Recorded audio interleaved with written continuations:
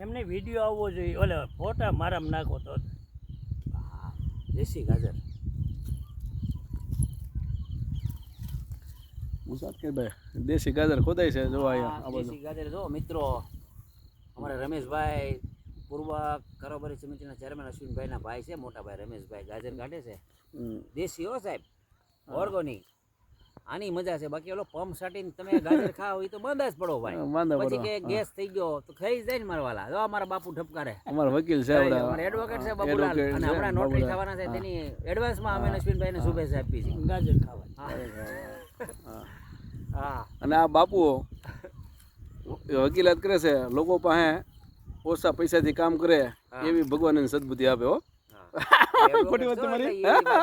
બાપુ બધા પૈસામાં પડી જાય. હા, ઓછા પૈસા લેજો બાપુ, 500 થતા તો જ આ મારું ગાજર ખાઈજો. સમજ્યા? ઓર્ગેનિક ગાજર તો જ ખાઈજો, આ દવા વિના ગાજર. સમજ્યા? આ તમારા શરીરનું લોહી સારું કરે આ ગાજર, પણ એના માટે તમારે થોડીક સેવાનું કામ કરવું પડશે.